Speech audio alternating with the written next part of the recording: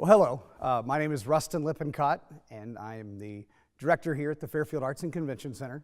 We are on the theater stage, the Sondheim Theater, with something very special.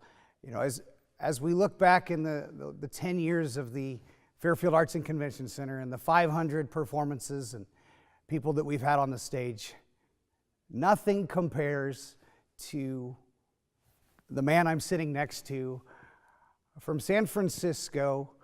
It's Max Rodrigues Garcia. He is a Holocaust survivor, and we are thrilled to have him in Fairfield for the next couple days to share his story.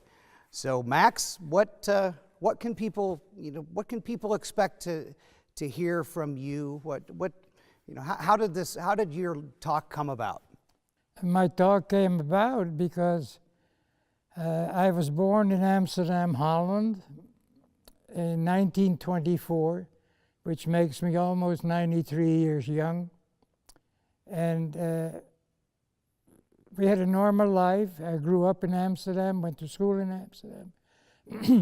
And then we moved to, when I was just about 11, we moved to Antwerp, Belgium, because my father was a diamond polisher, and living was better for him up there.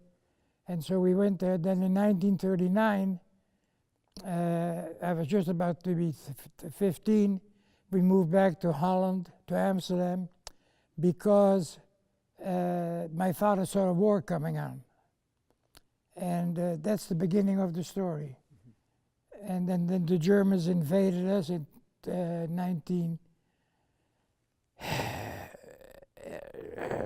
10th of May, 1940. And in 1942, we were forced to wear the Jewish star. And that's how it all got started.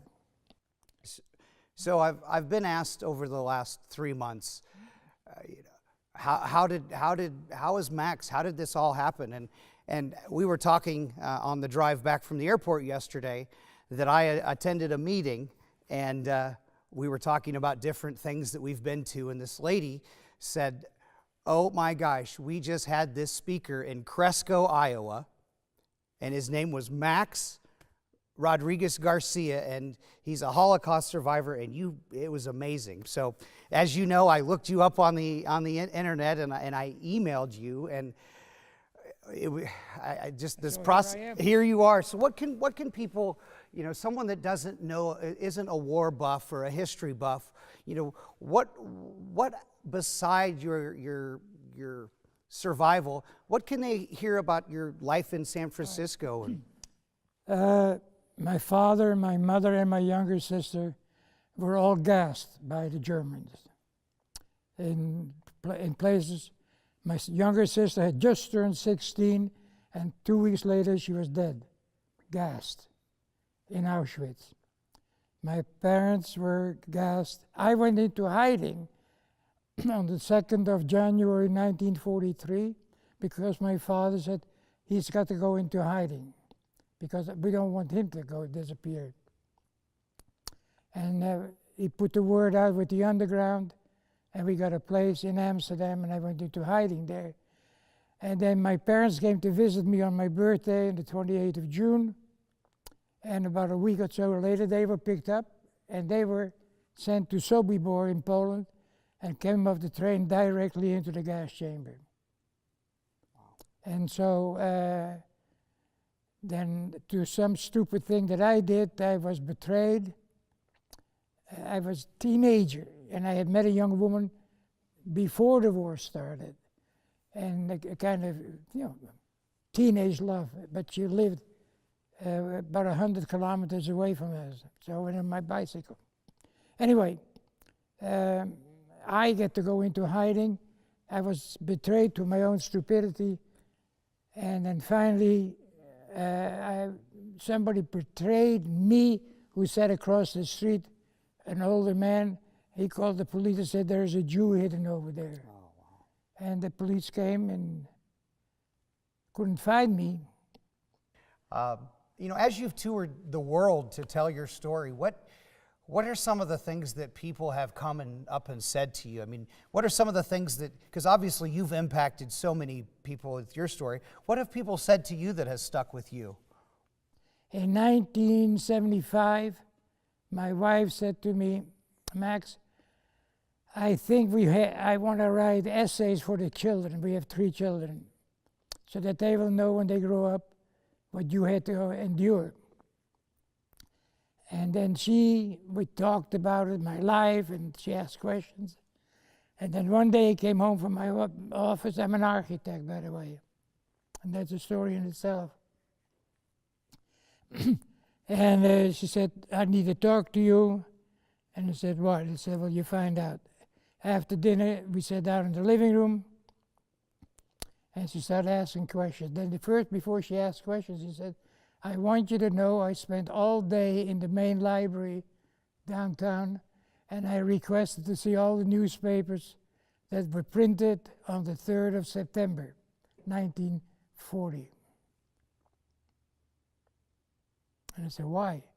She said, and that is what amazed me. I read every one of the front pages, and she said, everything you've been telling me, they practically put it in the papers word for word, as if they had listened to you.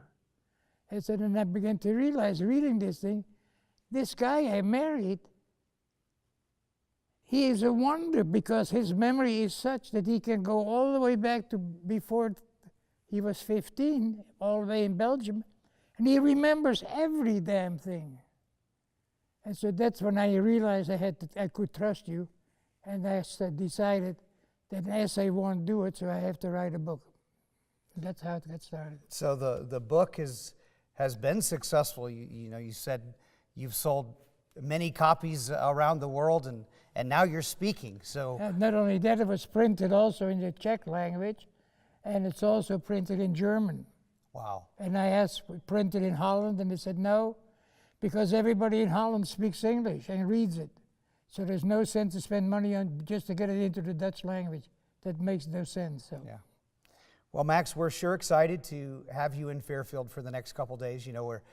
We're speaking to the high school students, the middle school students, and the university students, and then of course we end it with a public invited lecture here. So, any last words as we wrap this up? Well, last words is I'm planning to go to 100.